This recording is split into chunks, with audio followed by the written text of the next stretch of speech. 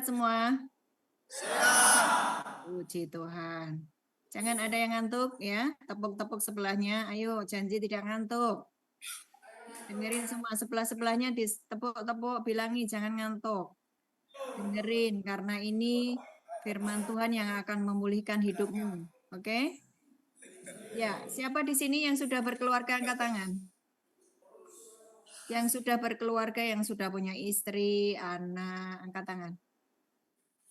Angkat tangan yang sudah punya istri, punya suami, punya anak, hampir sebagian ya.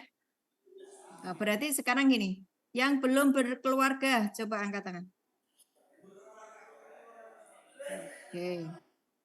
Oke. Ya, ini saya mau ngomong tentang mengembalikan kuasa dan otoritas.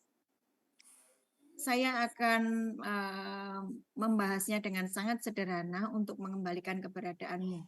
Apalagi khususnya yang sudah berkeluarga ya. Oke. Jadi maksudnya bagaimana? Coba dibaca di Kejadian 1 ayat 26 sampai 28. 26 sampai dengan 28. Kejadian 1 26 sampai 28. Saya akan mengajari kalian untuk kalian kembali memiliki kuasa dan otoritas. Amin.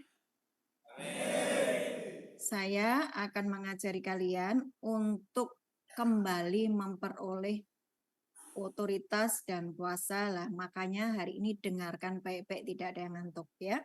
Kalau saudara sudah diberi kuasa dan sudah diberi otoritas tapi tidak paham dan tidak memakainya, saudara akan menjadi orang yang sangat rugi. Karena kuasa darah Yesus itu sudah memberikan semua secara lengkap. Oke. Kejadian 1 ayat 26. Berfirmanlah Allah, baiklah kita menjadikan manusia menurut gambar dan rupa kita supaya mereka berkuasa atas ikan-ikan di laut dan burung-burung di udara dan atas ternak dan atas seluruh bumi dan atas segala binatang melata yang merayap di bumi. Ini otoritas ya diberikan dari Allah kepada manusia. Coba saudara perhatikan ini. Baiklah kita menjadikan manusia. Manusia itu kita semua ya. Dijadikan menurut rupa dan gambar Allah. Jangan menjadi serupa dengan dunia. Artinya jangan serupa dengan iblis. Karena kalian itu bukan ciptanya iblis. Kita semua adalah diciptakan oleh Bapa di surga. Diciptakan oleh Tuhan Yesus sendiri. Jadi kita ini harus menjadi seperti Yesus. Katakan amin. Supaya berkuasa atas ikan-ikan di laut, burung-burung di udara, ternak, dan seluruh bumi. Perhatikan. Ini yang disebut dengan otoritas. Tuhan memberikan kepada kita otoritas untuk menguasai bumi dan segala binatang melata yang merayap di bumi. 27. Maka Allah menciptakan manusia itu menurut gambarnya, menurut gambar Allah diciptakannya dia, laki-laki dan perempuan diciptakannya mereka. Jadi cuman ada dua ya, laki-laki atau perempuan. Nggak ada laki-laki yang seperti perempuan, nggak ada perempuan yang seperti laki-laki ya. Sepakat enggak? Sepakat. Kalau ada yang laki-laki seperti perempuan, bertobat ya. Nanti bingung kalau mau meninggal. Aku tuh diciptakan laki apa perempuan, perempuan apa laki gitu ya. Jadi dari awal kita sudah tahu bahwa hanya ada laki-laki atau perempuan. 28. Allah memberkati mereka, lalu Allah berfirman kepada mereka, beranak cuculah, bertambah banyak. Nah, beranak cucu. Saya makanya tanya tadi, kalian ini sudah berkeluarga apa belum? Ya, menikah itu adalah sebuah perintah. Jadi kalian yang belum menikah jangan takut menikah. Beranak cuculah dan bertambah banyak, penuhilah bumi, taklukkanlah itu, berkuasalah atas ikan-ikan di laut dan burung-burung di udara dan atas segala binatang yang merayap di bumi. Perhatikan bahwa dari awal Tuhan itu menciptakan sebuah keluarga. Ada keluarga Adam dan Hawa, betul ya? Ketika Tuhan menciptakan manusia pertama, itu adalah menciptakan sebuah keluarga. Dan ketika Tuhan menciptakan manusia, manusia diciptakan serupa dan segambar Allah dan untuk memiliki otoritas. diberi kepercayaan kepada Tuhan, diberi kuasa dari Tuhan untuk memerintah, untuk menguasai. Tetapi sejak dia jatuh di dalam dosa, otoritas itu nggak ada lagi. Ngerti ya? Waktu Adam dan Hawa jatuh di dalam dosa, kunci kuasa dan otoritas itu diberikan kepada iblis. Paham? Itulah kenapa Adam dan Hawa didorong keluar dari Eden. Sehingga dia harus bekerja keras, membanting tulang, peras keringat. Ada seperti kutuk di dalam kehidupannya. Karena dosa dan pelanggaran. Dari awal kejadian sampai kitab Wahyu, saudara baca di kitab Wahyu 21 ayat 2, itu sebetulnya Tuhan juga bicara tentang keluarga. Kejadian, Wahyu 21 ayat 2. Dan aku melihat kota yang kudus Yerusalem yang baru turun dari surga dari Allah, yang berhiaskan bagi pengantin perempuan yang berdandan untuk suaminya. Kita semuanya ini adalah orang-orang yang sudah ditebus oleh Yesus Kristus. Sehingga kita dikembalikan kuasa dan otoritasnya oleh karena darah Yesus. Yang mengerti katakan amin. Amin. Yang belum menerima Yesus sebagai Tuhan dan Juru Selamat, posisinya masih terpisah dengan Bapa. Masih terpisah dengan Allah yang menciptakan alam semesta. Tapi bagi kita semuanya yang sudah percaya kepada Yesus, kita menerima Yesus sebagai Tuhan dan Juru Selamat, kita diampuni semua dosa dan pelanggaran kita, dan juga dosa dari nenek moyang kita dibersihkan, silsilah darah kita. Kalau dulu darah kita ini darah pembunuh, dulu darah nenek moyang kita darah narkoba, pezina, pencuri, perampok. Karena atas kita ini pencuri, perampok, pezina, narkoba, sehingga turun kepada kita. Sejak kita terima Yesus, sejak kita bertobat hari ini, duduk di gereja ini, kita adalah ciptaan yang baru. Bilang sama sebelah-sebelahnya, kamu adalah ciptaan yang baru. Ayo ngomong. Semuanya harus ngomong. Jangan ada yang tidak ngomong. Sampaikan kepada sebelahmu, kamu adalah ciptaan yang baru. Kamu manusia baru. Kamu sudah dibersihkan. Yang lama sudah berlalu. Yang baru sudah datang. Darah dari nenek moyangmu di atasmu. Kalau engkau punya darah pembunuh, kalau engkau punya darah narkoba, darah pencuri, perampok, pezina, ya, semua darah-darah dari atasmu, ya, semua kelakuan yang terulang, kelakuan buruk yang terulang dan menimpa kepadamu, hari ini dibersihkan oleh darah Yesus. Katakan amin. Kalian percaya nggak kalau kalian sudah dibersihkan? Percaya? Kalau kalian sudah dibersihkan, ibaratnya kalian sudah mandi bersih. Apakah kalian mau nyemplung lagi di got? Tidak. Hah? Tidak. Tidak, betul? Oke. Hari ini ketika engkau berkata bahwa Tuhan, aku minta ampun atas semua dosa dan pelanggaranku, dan aku mau dikembalikan menjadi satu dengan Bapa, Putra, dan Roh Kudus, dan aku kembali menjadi satu keluarga kerajaan surga, ya. Kalau engkau mengatakan seperti itu, kuasa dan otoritas itu akan dikembalikan kepadamu. Amin. Maksudnya apa? Saudara yang engkau sudah punya keluarga, ya, kamu sudah punya keluarga nih, punya anak-anak, dan hari ini engkau ada di lapas. Anakmu itu ketika mendengar nasihatmu, dia tidak akan bisa terima begitu saja. Karena apa? Engkau sudah kehilangan otoritas. Ya, sebagai ayah, sebagai imam, mereka kecewa dengan kondisi dan keberadaan ayahnya atau ibunya. Ya. Ketika anakmu datang menjenguk, ketika anakmu nanti engkau ketemu lagi dengan mereka, mereka tidak akan memiliki yang namanya respect atau hormat kepada kalian. Karena apa? Kehilangan otoritas. Engkau memberi nasihat kepada mereka, engkau memberi arahan kepada mereka, mereka tidak begitu saja mau dengar. Karena rusak citra dan gambar dirinya. Tentang yang namanya gambar diri seorang ayah. Ya, kalian mengerti ya ini ya? Mengerti ya? Tapi jangan berkecil hati.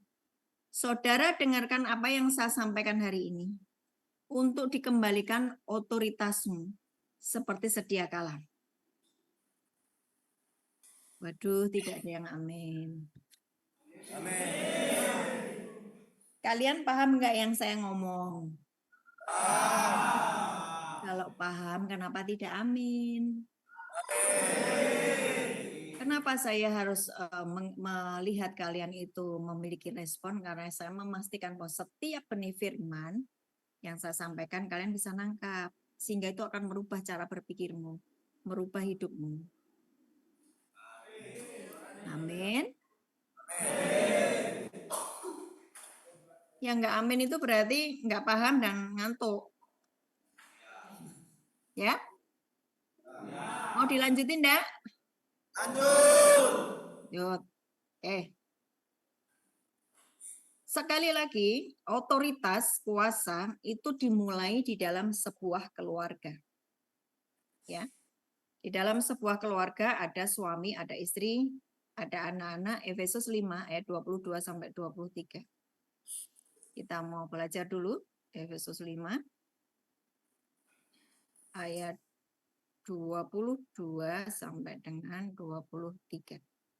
Sampai dengan 33. Ini di dalam keluarga, Efesus 5. Di dalam keluarga, jika tidak ada saling menghormati, berarti ini rusak. Ya. Hei istri, tunduklah kepada suamimu seperti kepada Tuhan. Otoritas diperoleh karena tunduk. Ya, otoritas diperoleh karena penundukan diri. Seorang istri akan mempunyai otoritas untuk bisa menasehati anak-anaknya jika istri itu tunduk pada suaminya. Jika seorang istri tidak bisa tunduk kepada suaminya, maka sudah pasti anak-anaknya tidak akan mendengar nasihat ibunya.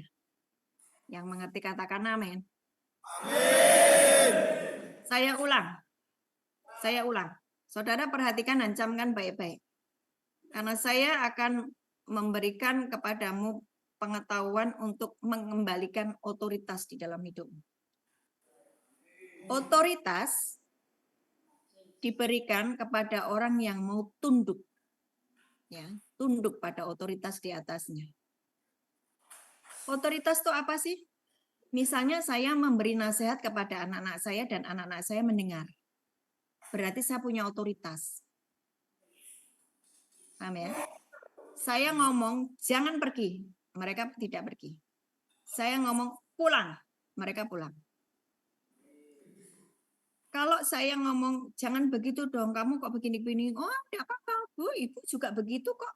Ibu juga melakukan begitu, melanggar setiap arahan. Nah berarti saya tidak punya otoritas untuk mengatur anak-anak saya. Paham ya?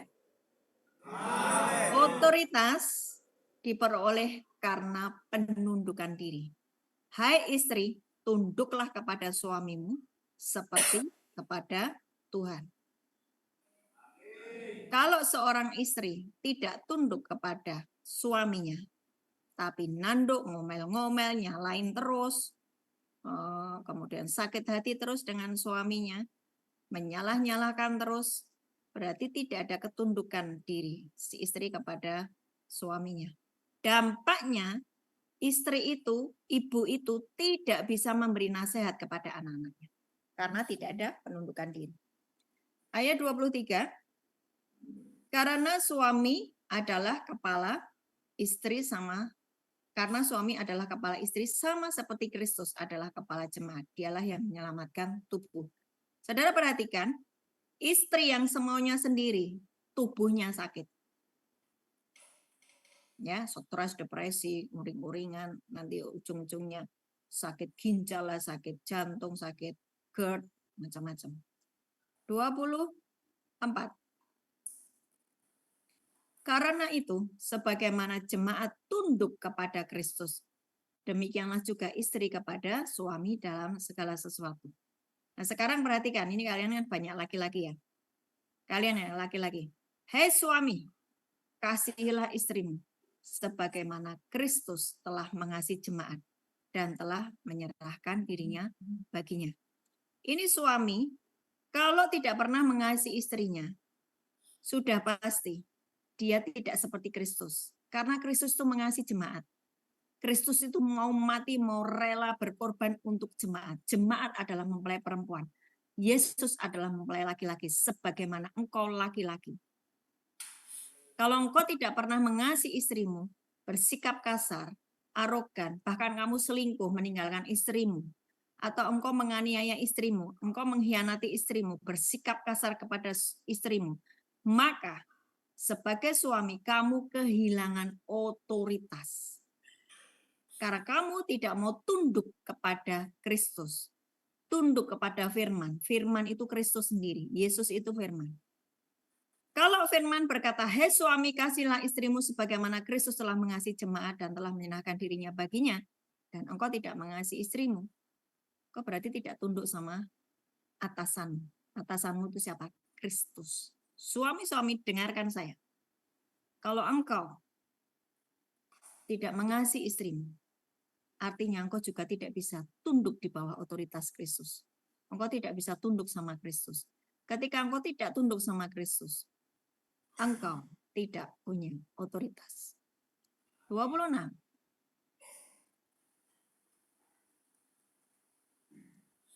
Untuk menguduskannya sesudah ia menyucikannya dengan memandikannya dengan air dan firman. Ini tadi ya, suami mengasihi istrinya sama seperti Kristus mengasihi jemaat yang sudah jemaat dikuduskan dan dia menyucikan dengan memandikannya dengan air dan firman. Jadi itu suami itu seperti itu, menguduskan istrinya, membawa keluarganya masuk dalam tahta Tuhan dan menjadi imam yang menguduskan istrinya. 27. Supaya dengan demikian ia menempatkan jemaat di hadapan dirinya dengan cemerlang tanpa cacat atau kerut yang serupa dengan itu, tapi supaya jemaat kudus dan tidak bercela. Terus sampai 33. Demikian juga suami harus mengasihi istrinya sama seperti tubuhnya sendiri.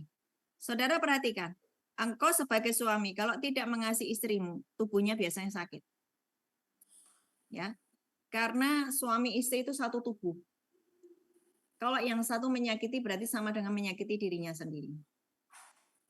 Ada banyak orang yang bertanya kepada saya, Ibu, kenapa Ibu itu pergi kemana-mana, setiap hari melayani, tapi nggak pernah saya lihat terpuruk, sakit, dan lemah gitu. Ibu dalam kondisi batuk aja masih bisa melayani. Kenapa? Karena saya ngerti bagaimana menempatkan posisi saya sebagai istri yang harus tunduk kepada suami. Supaya apa? Saya tidak kehilangan otoritas. Untuk apa saya punya otoritas? Satu, untuk mengusir setan yang ada di jemaat. Mengusir setan yang ada di keluarga-keluarga. Mengusir kegelapan. Itu otoritas. Ya. Untuk apa saya mempunyai otoritas? Supaya ketika saya memberi nasihat kepada jemaat, jemaat mendengar. Itu otoritas. Jemaat nurut. Itu otoritas. Mereka mendengar. Mereka mengikuti arahannya. Itu nama otoritas. Tapi kalau saya tidak punya otoritas, saya kehilangan otoritas, saya ngomong sampai berbusa-busa, jemaat tidak mau dengar. Anak-anak tidak mau dengar. Anak-anak saya jadi anak-anak pemberontak. Nah, ibu begitu, ibu ngomong firman, tapi ibu sendiri memberontak terhadap suami, terhadap bapak, terhadap ini. Itu loh. Saya harap kalian paham ya. Paham ya? Jelas ya? betapa pentingnya engkau tunduk pada otoritas di atasmu, supaya kau tidak kehilangan otoritas. Betapa pentingnya engkau tunduk pada atasan yang di atasmu. Suami engkau harus tunduk pada Yesus. Istri engkau harus tunduk pada suamimu. Bagaimana kalau suami saya tidak tunduk pada Kristus? Lakukan saja bagianmu, istri. Tunduk pada suamimu. Karena tidak dikatakan bahwa harus tunduk pada suami yang baik atau yang jahat, tidak usah tunduk. Enggak ada kata-kata itu. Coba dibuka di 1 Petrus 1 ayat 3. 1 Petrus 3 ayat 1. 1 Petrus 3 ayat 1, nanti kita kembali ke Efesus 5. Demikian juga kamu, hei istri-istri, tunduklah kepada suamimu. Di situ tidak ditulis suami yang baik atau suami yang jahat. Mau suami baik, mau suaminya jahat, istrinya harus tunduk. Supaya jika ada di antara mereka. Mereka itu siapa? Suami. Supaya kalau suaminya ada yang tidak taat pada firman, mereka juga, yaitu suami-suami tanpa perkataan, dimenangkan oleh kelakuan istrinya. Ini loh kunci istri-istri, ini kan ada ibu-ibu ya. Ada ibu-ibu. Kalau engkau ingin mengembalikan otoritas yang ada di dalam dirimu, jadi engkau ngomong apa saja didengar sama anakmu, engkau ngomong apa saja didengar sama suamimu.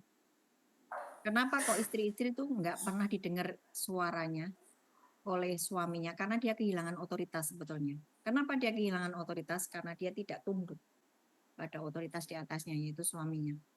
Demikian juga kamu istri-istri, tunduklah kepada suamimu, supaya jika di antara mereka, yaitu suami yang tidak taat pada firman, mereka suami yang tidak taat pada firman itu tanpa perkataan, nggak usah dikhotbahi, tapi melihat betapa murni dan salehnya istrinya, maka suaminya itu akan bertobat.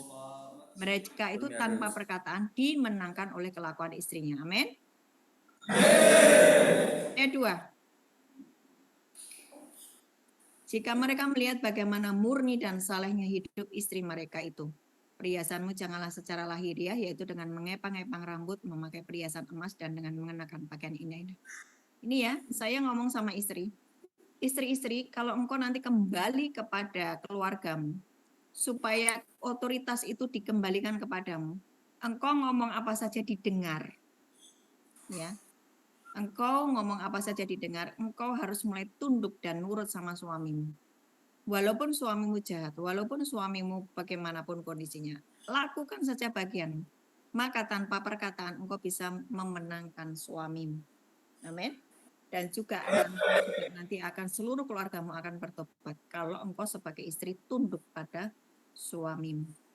Nah, kembali kepada Efesus 5 ayat berapa tadi? 28. Nah, kembali ke ini suami-suami ya. Dengerin ya Bapak-bapak.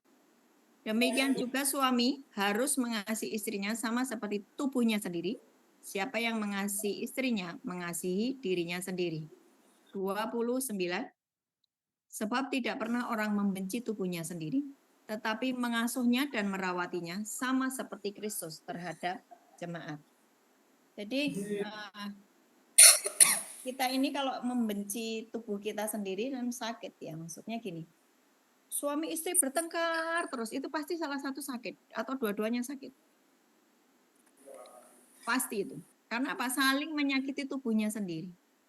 Ini ilmu. Ini ilmu, ini adalah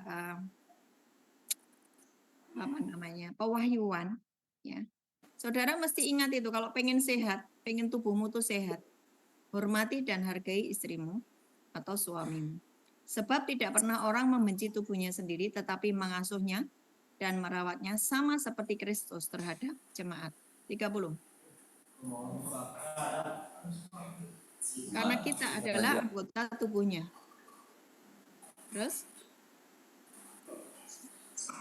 sebab itu laki-laki akan meninggalkan ayahnya dan ibunya dan bersatu dengan istrinya, sehingga keduanya itu menjadi satu daging, ya kan? Satu daging.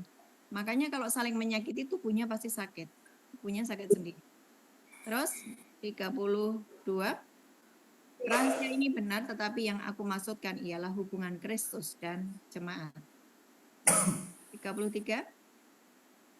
Bagaimanapun juga bagi kamu masing-masing berlaku, kasihilah istrimu seperti dirimu sendiri, dan istri hendaklah menghormati suami. Hari ini saya ada pesan khusus untuk kalian semuanya. Karena Yesus itu berkata, oke, kamu pernah bikin dosa, tapi sudah engkau akui. Ya kan? Engkau sudah minta ampun, engkau mengakui. Maka engkau disebut ciptaan yang baru. Manusia baru. Sebagai manusia baru,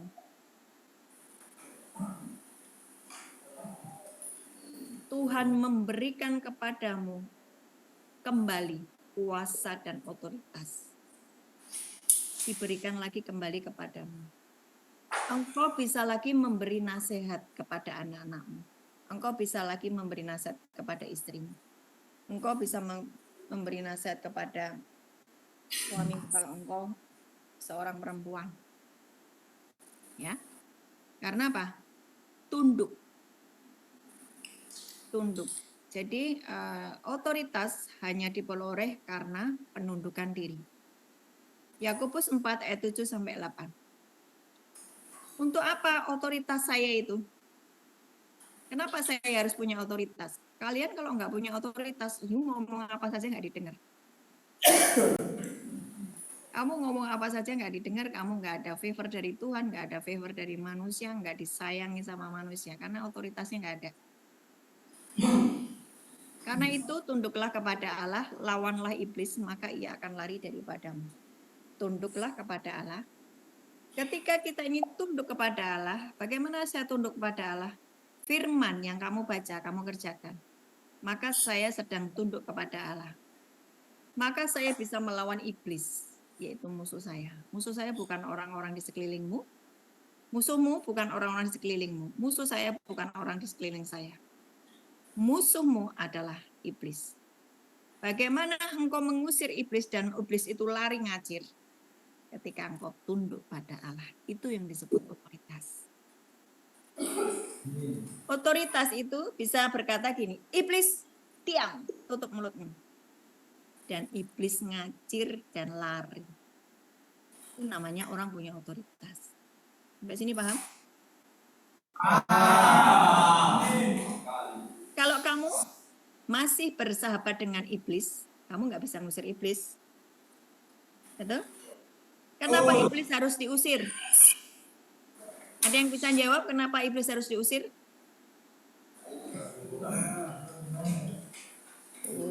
Jawabnya agak ke depan supaya saya tahu jawabanmu benar.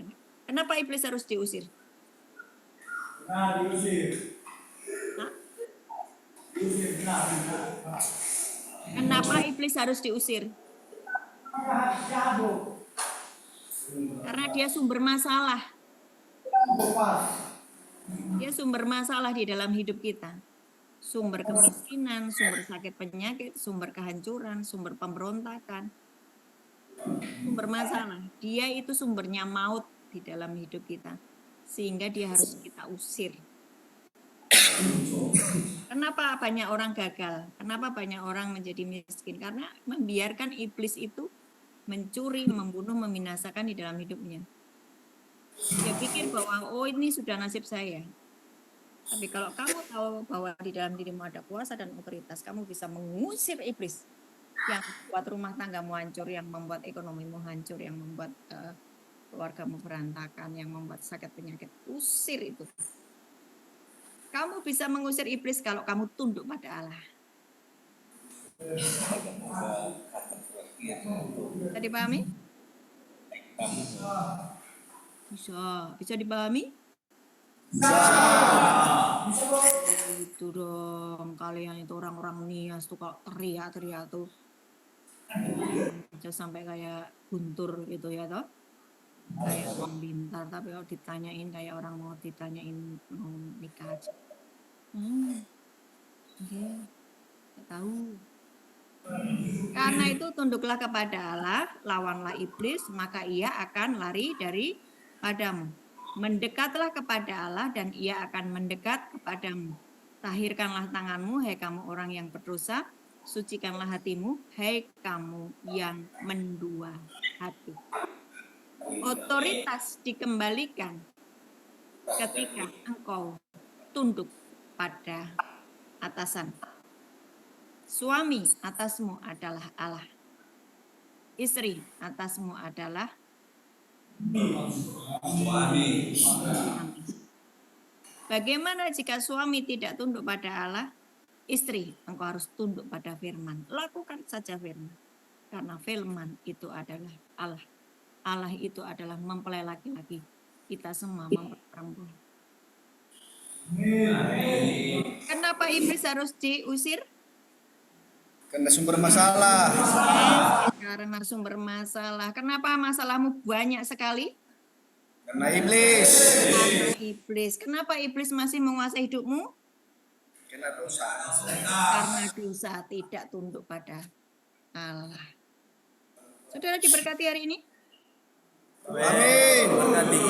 Pengen kuasa dan otoritas diberikan kepadamu kembali? Amin. Amin. Itulah kehendak Tuhan.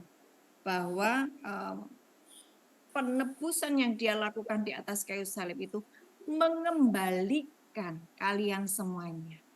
Menyatu dengan Bapa, Putra, dan Roh Kudus. Sehingga tidak ada lagi iblis yang mengganggu hidupmu. Hari ini kalau engkau berada di lapas, engkau sedang dikembalikan kuasa dan otoritasmu. Amin.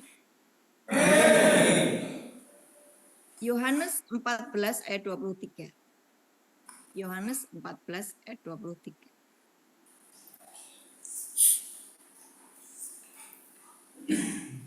Jawab Yesus, jika seorang mengasihi aku, ia akan menuruti firman-Ku, dan Bapa-Ku akan mengasihi dia, dan kami akan datang kepadanya, dan diam bersama-sama dengan dia. Ini ayat berkata begini, kalau kalian itu mengasihi Yesus, kalian itu menuruti firman-Nya. Firman-Nya dibaca, dilakukan, dibaca, dilakukan, dibaca, dilakukan. Itu artinya engkau mengasihi Yesus. Waktu engkau mengasihi Yesus, tidak hanya Yesus yang diam di dalammu, tidak hanya Roh Kudus yang diam di dalammu, tapi Bapa itu diam di dalammu. Artinya kita ini dalam sebuah keluarga kerajaan surga. Orang yang seperti itu, kuasa dan otoritasnya besar. Ngomong apa saja jadi, perintah apa saja orang itu dengar. Karena untuk itulah kita diciptakan sesuai dengan Kejadian 1 ayat 26-28 tadi. Oke. Kenapa? Kenapa si Ayub ya? Kenapa Ayub bisa mengalami kehancuran? Ayo. Kenapa anak-anaknya mati dibunuh semuanya? Ayo. Kenapa? Ada istri ternyata. Yang ternyata istrinya itu tidak kenal Allah yang disembah oleh Ayub. Betul? Anak-anaknya setiap hari berpesta. Betul kan? Terus Ayub itu ketakutan kalau anak-anaknya itu melakukan kejahatan yang seks bebas, yang narkoba, yang pelacuran, ya dia bikin yang namanya doa pengampunan setiap hari untuk anak-anaknya di hadapan Tuhan. Pada akhirnya semuanya hancur, anak-anaknya mati semuanya. Apa kata istrinya? Kutukilah ayah Allahmu, kamu sudah seperti ini, sudah habis-habisan. Kenapa kamu tidak mengutuki Allahmu? Gitu kan? Itu istri macam mana itu? Hah? Betul? Kenapa keluarga hancur Ayub itu? Karena di dalam keluarga suami istri tidak ada sebuah relasi. Ya. Istrinya ini hanya menikmati kekayaan Ayub, tapi tidak mengerti bagaimana memiliki sikap hati yang benar, hormat terhadap suaminya, mendidik anak-anaknya. Berarti kan kalau anak-anaknya itu sak karpe dewe semaunya sendiri, si ibu tuh nggak punya otoritas untuk memberi nasihat, toh? Ya. Betul kan? Sehingga anak-anaknya pesta pora, akibatnya dibunuh semuanya. Tapi ada Ayub yang menyadari kesalahannya. Dan kemudian dia kembali tunduk kepada Tuhan. Dan apa yang terjadi? Dikembalikan otoritasnya, dikembalikan kuasanya, diberikan anak-anak yang baru. Tadinya anak-anaknya nggak ada disebut namanya. Tapi setelah dipulihkan, ada anak-anaknya namanya Yemima, Karen Hapuk, Kesia. Nama-nama itu ditulis. Ibunya siapa? Istrinya tidak ditulis, nggak tahu. Mungkin masih istrinya yang lama. Kita tidak tahu. Tetapi itu terjadi karena Ayub bertobat dari setiap dosa dan pelanggarannya. Sehingga otoritas kuasa dikembalikan kepada Ayub. Dipulihkan 2 kali lipat. Saya mau kalian mengalami dipulihkan. Amin. Dengan catatan engkau harus tunduk pada firman. Ya. Jangan sembrono dengan firman Tuhan. Jangan sembrono dengan Alkitab. Baca, lakukan. Baca, lakukan. Maka engkau akan menjadi orang-orang yang memiliki otoritas. Dan ketika engkau memiliki otoritas, engkau diberi kuasa. Amin. Tuhan Yesus memberkati. Amin. Oke, ada yang mau bertanya?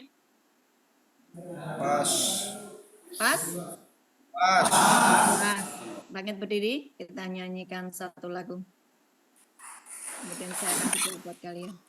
Bebas untuk mengikuti.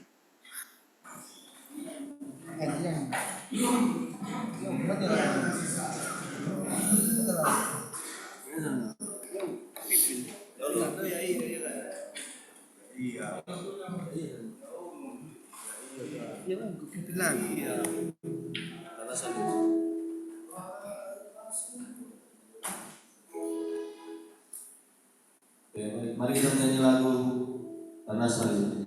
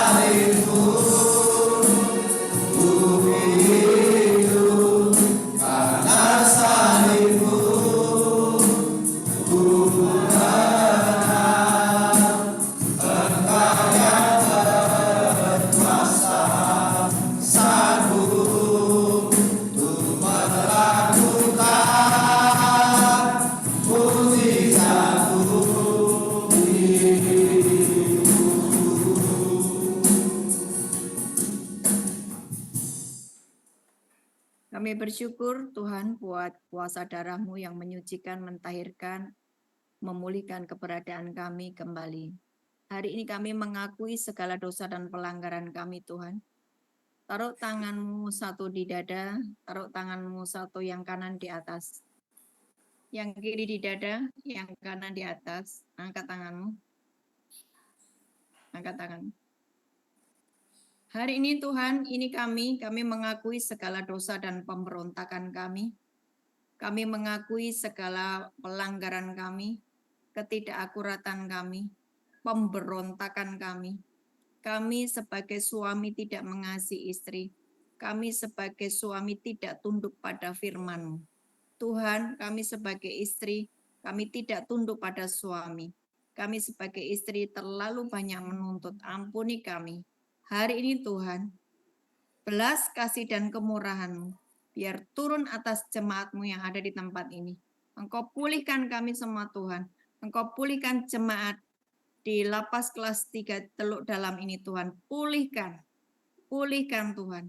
Dan kembalikan mereka menyatu kembali dengan Bapa, Putra, dan Roh Kudus, supaya dikembalikan otoritas dan kuasa yang ada padanya di dalam nama Yesus. Dikembalikan menjadi serupa dan segambar dengan Tuhan sendiri, berkuasa atas seluruh bumi, atas apapun yang dipercayakan kepadanya di dalam nama Yesus. Tuhan, hari ini pulihkan jemaat-Mu. Angkat tanganmu dua-dua. Pulihkan jemaat-Mu. Kembalikan mereka menyatu dengan Engkau. Pulihkan semua Tuhan. Pulihkan ekonominya. Pulihkan rumah tangganya. Pulihkan kesehatannya. Pulihkan hidup mereka sehingga mereka hidup di bumi seperti di surga. Terhubung kembali dengan ruang tahta oleh karena darah Yesus dan kuasa Roh Kudus dan firman yang terus memberikan arahan kepada kami semua. Terima kasih Tuhan buat kebenaran firman-Mu hari ini. Tuhan memberkati-Mu dan melindungi-Mu. Tuhan menyinari Engkau dengan wajah-Nya dan memberi Engkau kasih karunia.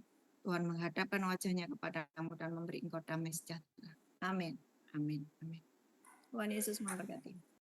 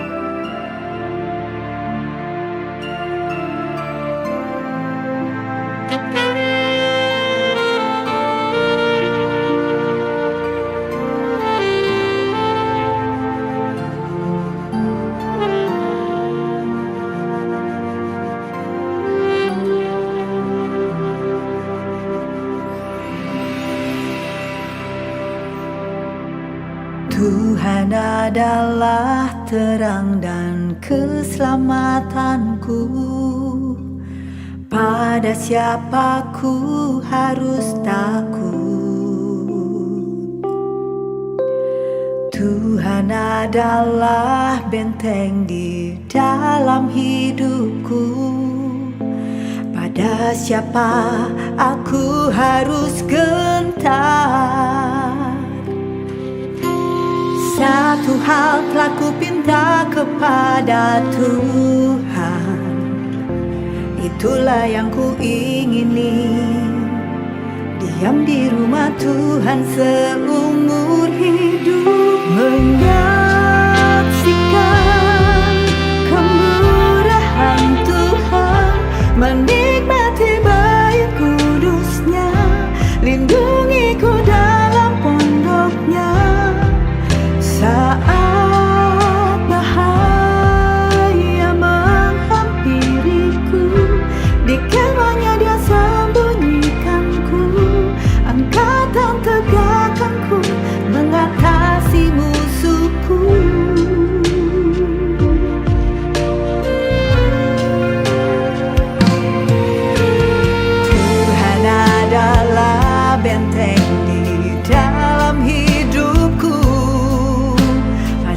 siapa aku